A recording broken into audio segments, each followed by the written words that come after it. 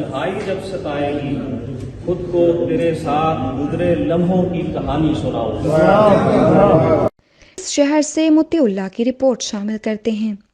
جرمنی کے مشرقی شہر کمنٹس کی تاریخ میں پہلی بار اردو ادب کے فروغ کے لیے ادبی محفل اور مشاعرے کا انعقاد کیا گیا۔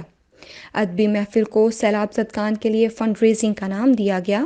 پاکستان تحریک انصاف جرمنی کے رہنما رانا ثاقب خالد اور سماجی شخصیت اور شاعر عمران علی منچ نے جرمنی کے مشرقی شہر کمنٹس کے مقامی ریسٹورانٹ میں ادبی محفل و مشاعرے کا اہتمام کیا، جس میں جرمنی بھر کے مختلف ادبی تنظیموں کے رہنماؤں، اردو کے پروفیسرز، شاعروں اور ادبی حلقوں کے معروف شخصیات اور ادب سے محبت کرنے والوں نے شرکت کی۔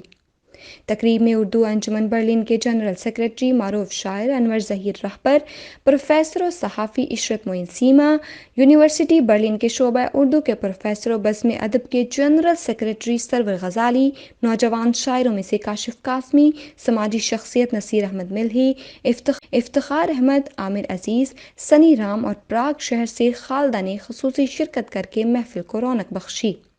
ادبی تقریب کے آغاز میں تلاوت قرآن پاک و نعت رسول مقبول پیش کی گئی۔ میزبان رانا ثاقب خالد اور عمران علی منچ نے تقریب میں شرکت کرنے والوں کو تہہ دل سے خوش آمدید کہا اور گلدستے پیش کیے۔ ادبی تقریب میں مشاعرہ کی صدارت عشرت معین سیما نے کی، جبکہ نظامت کی ذمہ داری انور ظہیر رہبر نے سنبھالی۔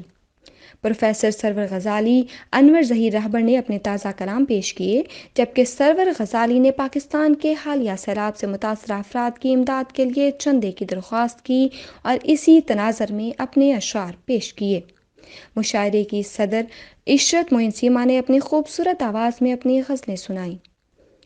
اختتامی کلمات میں رانا ثاقب خالد نے سامعین کی محفل کا جوک در جوک شرکت، دلچسپی اور شوق سماعت پر ان کا شکریہ ادا کیا۔ ادبی تقریب میں سیلاب زدگان کے لیے فنڈ اکٹھا کیا گیا، جبکہ مشاعرے کے اختتام پر شرکاء کے لیے پرتکلف ظہرانے سے مہمانوں کی ضیافت کروائی گئی۔ جرمنی کی خبروں سے باخبر رہنے کے لیے سبسکرائب کریں اردو نیوز ڈویچ لینڈ۔